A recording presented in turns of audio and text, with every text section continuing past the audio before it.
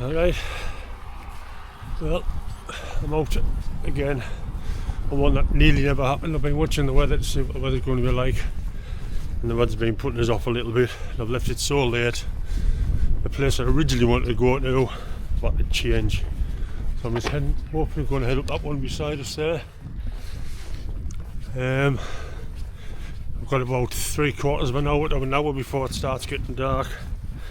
So it's a short, steep one to get up to it this time. There's a spot over that side. Me and Nathan had a look when we went camping at Gilside Farm, but I don't think you're supposed to go up there, so I'm going to try this one. Just parked down in Glenridden there, £8.50 for 24 hours, so it's not too bad. I'll bring you back when I get a bit further up. See the tops over there, place fell. Down the town pikes over that side, all looking clear. That was another option. I was going to go up that path there. There's a nice flat area just between there before you head towards Angletown Pikes. But the forecast was for rain and all this cloud to be lower.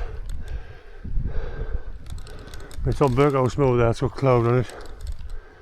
Looking over there, I think that might possibly be Arneson. And like you see, place fell's not one of the lowest ones, and that's not flagged in yet. But this is where we're going. That path there, as you can see, it's quite steep. So I'll fetch you back when I need a respirator and I'm on top of there. Right, we're at the point now where it starts to get steep. See, going up here. So this bit's going to be a proper lung buster. Like you say, I'm trying to take it steady. I haven't got a great deal of time before it gets dark, but it's a lowish one. I'm just hoping when I get up here I can find a space, because it is getting on. I would imagine all the good spaces might even be coming me now, but we'll see.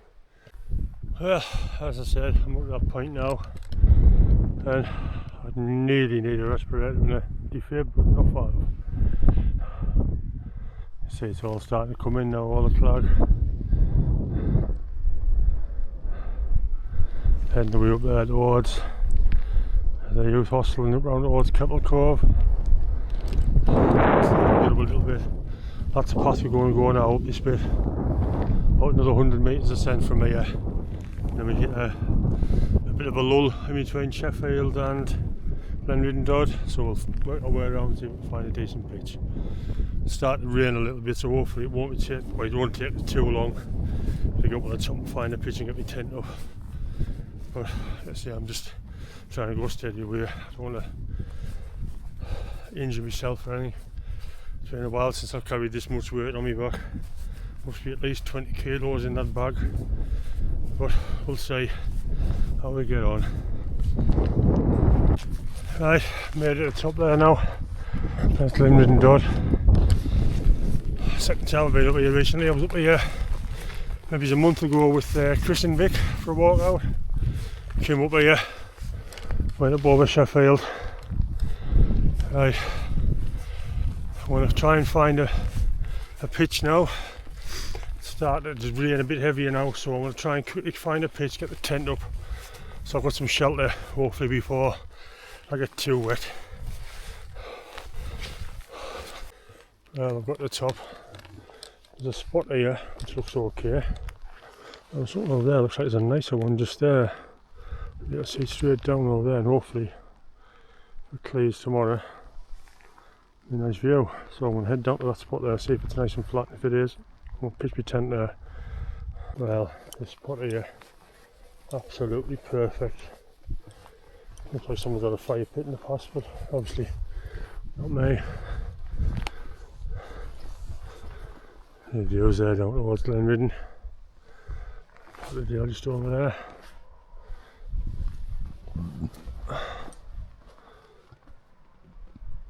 Right, so that's where I'm going. I'm going to put my tent up there now.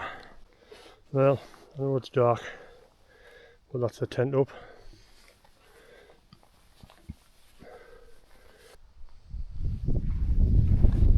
Right, so I haven't set my mat and that up.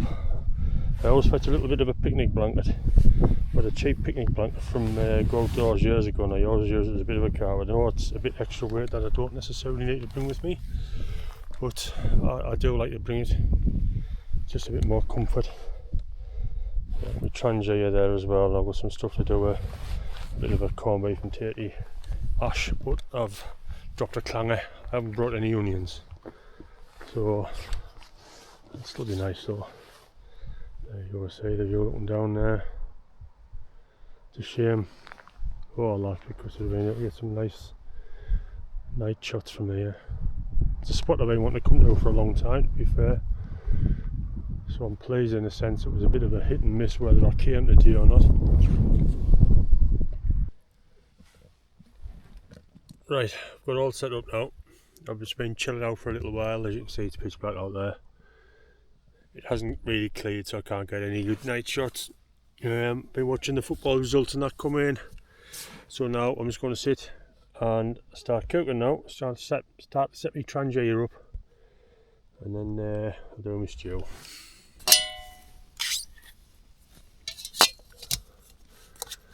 It still feels full. It looks full as well. Jill must have emptied it after the last time we used it, but obviously not.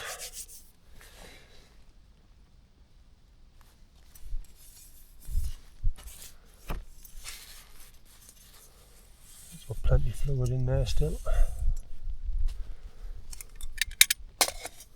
Let the flames catch a hold. I've only brought the 27 tonight, and that's all I need, only being me. Don't need the 25. But I did bring a lot more fluid up that I didn't really need, to be fair. All I've got is, in this pot I've got my tatties chopped up, and my veg, carrots and peas, and in the lid I've got my oxo. Right, as you can see, got a nice flame going there. So I've found my salt and pepper pots, so I'll be able to add a bit of salt and pepper to it when I'm cooking it. So first and foremost, comfortable.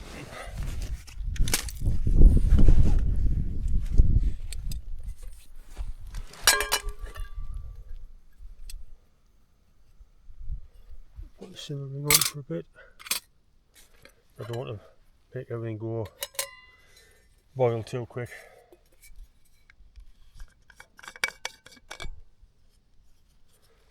And yet again, I think I brought too much.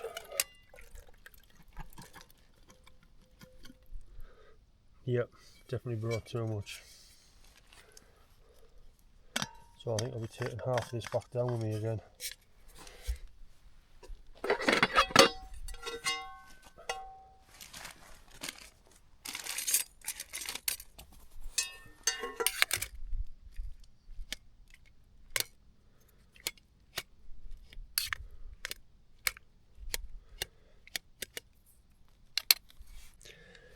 Right, while that's boiling away or warming up there, I thought I'd give you a quick look at some of the kit I've got. Obviously, as you can see, obviously I'm in the Yallac. I like the Yallac because of the size of it, as I've already said. But my X-Ped blow pillar. So let's get a light so you can see. The X-Ped blow pillar. I had to buy Jill and the Burner one a while ago when we went camping, so I brought that one with me as well. That's the down coat, I don't really need that at the moment. X-Therm Thermarest mat, and a little loud kit one that goes underneath just to keep a little bit of protection for the mat. I always use that even in the summer months. We Rab Ascent 500 sleeping bag. I really like that one. I've got two Rab sleeping bags. I've got the Rab Ascent 500, and I've got an Outpost 700, which is an oblong one rather than being a mummy shape, which is also really good. But one thing I will say that I think is absolutely amazing is this little quilt. I got this quilt, I don't know if I can find the one tigress quilt, and because of the height of me, I got the extra large one rather than the large, just so basically for the length and width, and they're not very expensive them,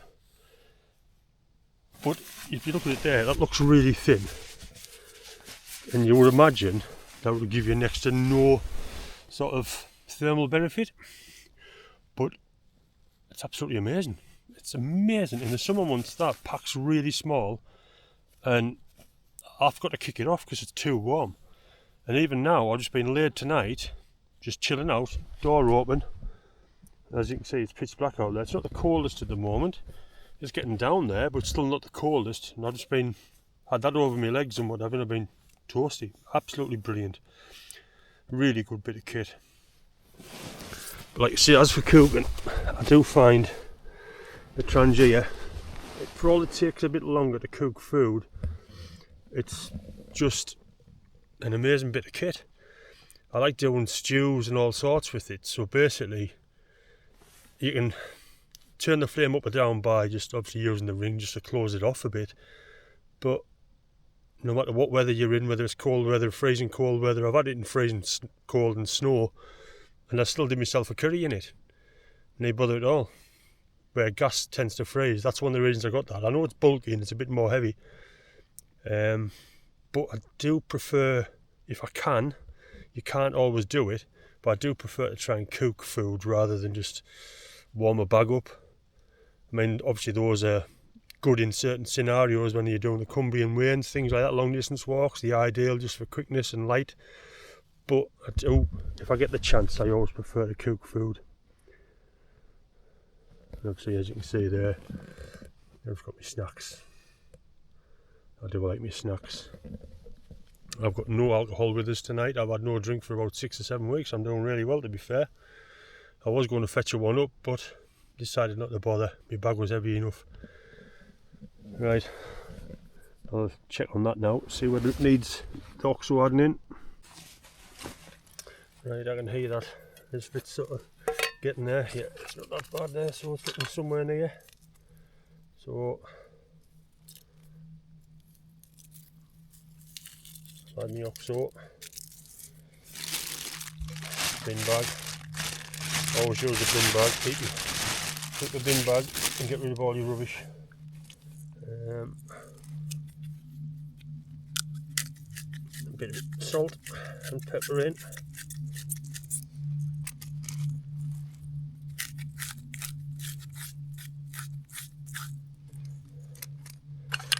Give it a stir.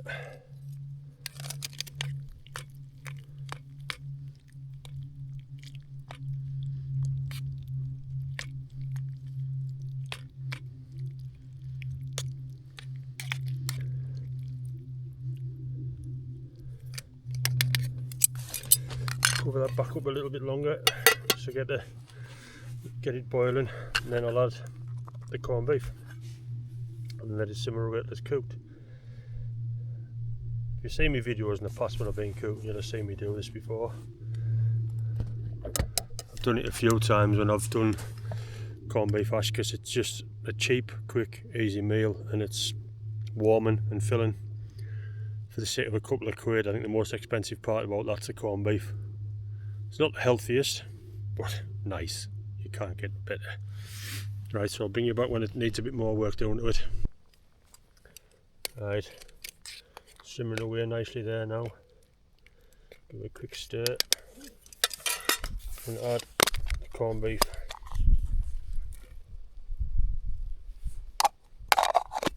Looks a lot there. That'll soon break down once it gets a bit of heat in it. I'll put the lid back on and let that cook away a little bit longer. Right, let's see what this is like now.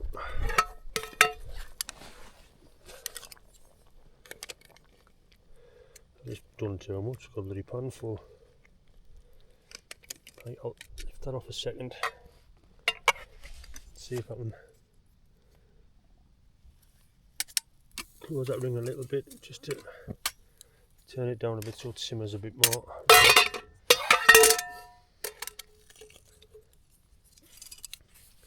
Let's let that simmer a little bit longer. Not that long, it'll be done. Right, I think that's about done there now. Turned it down, I've had it simmering for a little while. So, yeah, that's well done to me. So, I'll close that off, turn the flame off, and I'll dish some of this out into my bowl. And that there, I'll put back in my pot and take back down with us. But I'm going to sit and enjoy that now. I'll bring you back after I've had my tea. Right, down over Glenridden there. Can't really see much because it's too dark. The rain's starting to come in a bit there now. And the wind's starting to get up a bit. So it's about 7:30, 8 now. So I'm going to fasten my tent up. Try and warm up a little bit inside of there. I might put a film on and watch a film. Right, well, I'm in my sleeping bag, chilling out, like I say. I want to put a film on my phone and sit and chill out. I've shut the outer door and stopped all breezes, all drafts coming in. I hear a little bit of rain coming down, but I'll be alright just chilling out there.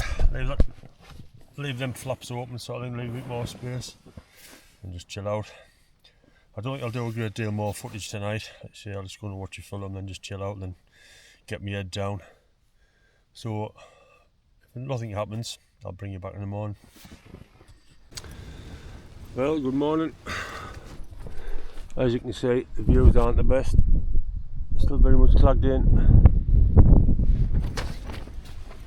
The wind got up about 3 o'clock, so the tent was shaking quite a bit. But it wasn't too bad, to be fair. It sounds worse than it is a lot of the time. It's just the vibrations of the tent makes it worse. Right, so we'll start packing stuff away and I'll bring you back just before I drop the tent. Well, it's clearer than I expected. Yeah, looking down on Glenridden there now. Some little pitches down, a bit further down will be alright. I don't know if you'll be able to get down to them or if you'll be able to get them from a bit higher up. There seems to be a few paths on the side of this hill, to be fair. So it's not totally clogged in, you can see a little bit. Up and down those water. Now you can see where my pitch is there. So not right on the edge, but not too bad. Fairly sheltered, to be fair. Like I say, I got up about 3 o'clock this morning, the wind got up, so it was quite strong. But I say a lot of the time it's just the vibration in the tent flapping about makes it sound a lot worse than it actually is, to be honest. A lot of these people make a mountain out of a molehill, really. The views for me is quite nice. You can see Lanty's Tarn just there. I don't know if you'll be able to make it out with this camera. It's a nice place. It's a good little campsite down there, Glenridden Gillside Farm. Well, it's just down there, sorry. So then you see the pathway going towards Berghouse Moor and stuff over there. Right, it's just after 8 o'clock, so I haven't done myself any breakfast or anything. What I want to do, I've packed most of my kit away there now. I've just got to finish putting it in the bag, little bits in the top of the bag. Then I'm going to drop the tent. Once I drop the tent, I'm going to get down and I'm going to hopefully go for a McDonald's. A nice healthy breakfast at McDonald's. Double sausage and egg McMuffin sounds really good to me this time of the morning. But it's been a canny night. It was one of the ones where I was unsure where I was going to go. But I don't get many Saturdays off on the job I'm doing now. So it was pretty much, if I didn't go now, it would probably be another 7 weeks before I had the opportunity. So just a sneaky little one up to, like you say, Glenridden It's a hill that would be really nice in the summer months, but because it's so accessible, it does get butchered. So it's quite hard to get a decent pitch up here in the summer months, because you get a lot of people do come up here. Right, so I'll pack the tent up, and I'll fetch it back when I'm all wrapped up and ready to go. Right, as you can see, got my pack on. That's where I was last night. You can see the dry patch. Have a good look around. I've got my bin bag in the back of my bag. Just have a quick check, make sure I've left no pegs or nothing like that. Right, I can't say anything. Right, so I'm going to stand here and try and get a couple of photos. I've only got my phone with me, so obviously not going to be the best quality. But I'll try and get a couple of photos, and then I'm going to head back up that way, back towards the top of Glenriddendod, then drop back down. So look behind me there, looks like it's starting to clear even more. So if I'd have waited a little bit longer, I better get some more better views. But we'll see what's like when I get on the top of Glenriddendod. So obviously I might be able to see a bit more from up there. Right, there you go. Back to the top of Glenriddendod. Lovely hill. Try and take the views. Oh, they've got a bit clogged in again now. Beautiful. Right, so I'll show you this bit here. Because of all the rain and what have you, there's a fair bit of slop coming down there. You have to watch where you're putting your feet, because it is quite slippy. Just going to head down here and drop down, hopefully get out of this wind a little bit more. There you go, you can see Gillside Farm there. That's the caravans and the campsites just on that side. It must be shut this time of year because there's no tents on it. Obviously this is the path we came up yesterday. We went our way back down to them houses. So as you can see from here to there, it's quite a steep gradient. But I've just come round that corner there and the wind seems to have stopped. So hopefully I might just be able to have a nice steady walk down here. So yeah, I'm not walking too fast down here because I've got a lump of weight on my back and I don't want to slip and do myself any damage. Just a shame about the views. But like I said earlier on, I don't get that much chance to come out nowadays. So I couldn't really sort of pass on an opportunity to come out and have a night out and just take the risk. You see so often, the weather forecast's atrocious. But then you'll see on Facebook, people that's camping in the lakes and the views and the sunrises and whatever that they're getting is absolutely amazing. So I just thought, take the risk, come and do a little one. Because the views off there normally are quite nice. Right, let's set away a bit further down. Right, made it back down to the road. You see, that's the way up towards the youth hostel in Keppel Cove. That's the pathway up. So it's been a uneventful night really. A nice, quiet, peaceful camp up there. Most of the night, like you say, there was no wind. There was next to nothing, to be fair. About 3 o'clock this morning, the wind got up. The rain got a bit heavier. It's a shame about the views, but we can't have it always. Just thought it was worth the risk to come up and see what we actually did get. So, just going to head back down here now, back down to the car. So I'll leave the video there. Fairly uneventful one, not a great deal happened. A nice one to come and do in the summer months, anybody fancies it. Like you see in the summer, decent weather, it does get busy because it is quite accessible. That way up that I've just done there is the steep way. There is an easy way on the other side. Right, I'm going to head back down now to Glenriddendod, get back to the car. And that's it. So I'll see you later.